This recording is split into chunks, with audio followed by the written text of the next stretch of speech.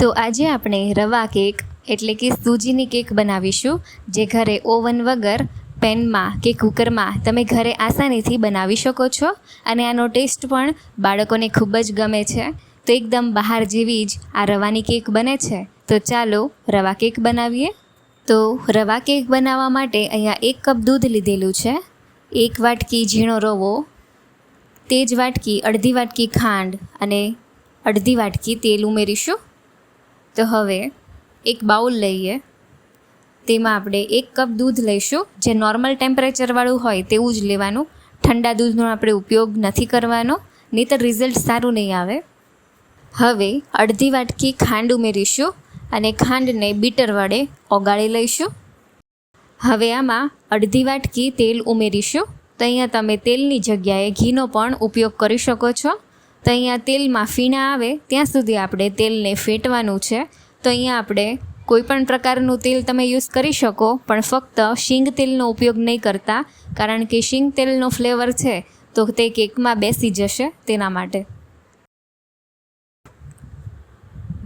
હવે તેલ ફેટાઈ ગયું છે. હવે આમાં 1 વાટકો ઝીણી સૂજી નાખીશું. રવો તો અહીંયા તમારે જાડો રવો હોય તો તેને તમે મિક્સચર જારમાં ક્રશ કરીને ત્યારબાદ પણ ઉમેરી શકો છો. તો હવે રવાને મિક્સ કરી લઈએ. તો રવો છે તે પાણી ઓબ્ઝર્વ કરે છે અને ખૂબ જ પાણી પીવે છે. તો હવે અહીંયા અત્યારે આ બેટર છે તે પતલું લાગે છે, પણ આને આપણે જ્યારે રેસ્ટ કરવા માટે મૂકીશું તો ત્યારબાદ રવો ફૂલી જશે અને બેટર આપણું થીક થઈ જશે. તો બેટર થીક થાય તેના માટે રવાને 15 મિનિટ માટે પલાળી રાખીશું. હવે એક આ તપેલી લઈશું અને તપેલીની સાઇઝનું જ અહીંયા બટર પેપર મેં કટ કરીને રાખેલું છે. તો અહીંયા તમારે કેકનું મોલ્ડ હોય તો તેનો પણ તમે ઉપયોગ કરી શકો છો. હવે આ લોખંડની તવી છે, કોઈ પણ તવી તમારા ઘરે હોય તેને 10 મિનિટ માટે લો ટુ મીડિયમ ફ્લેમ ઉપર ગરમ કરી રાખવાની. હવે આ રીતની તપેલી લેવાની કે એક સરખી હીટ લાગે. હવે તપેલી લઈ લઈએ, આપણે અત્યારે ફક્ત તવીને જ ગરમ કરવાની છે.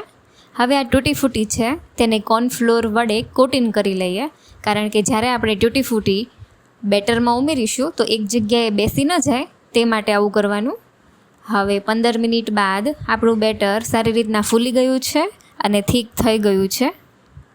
હવે આપણે તેમાં 1 પડીકી ફ્લેવર વગરનો ઈનો છે તે ઉમેરીશું. તો બેકિંગ સોડા કે બેકિંગ પાવડર કરતાં આ ઈનોનું રિઝલ્ટ ખૂબ જ સરસ આવે છે. તો ઈનો નાખીને એક જ ડાયરેક્શનમાં બીટર વડે ચલાવી લઈશું.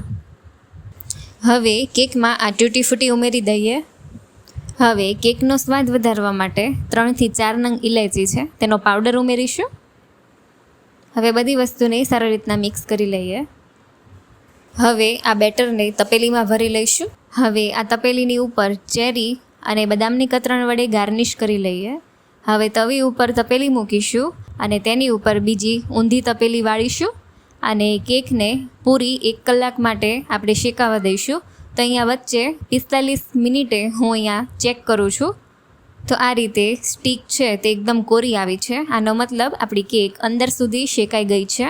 તો હજુ આપણે તેને ગોલ્ડન બ્રાઉન થવા દઈશું ઉપરથી. તો તેના માટે હજુ 15 મિનિટ આપણે રાખી મૂકીએ. તો અહીંયા ટોટલ 1 કલાક જેટલો સમય લાગ્યો છે. તો આ વડે આજુબાજુ ચપ્પુની મદદથી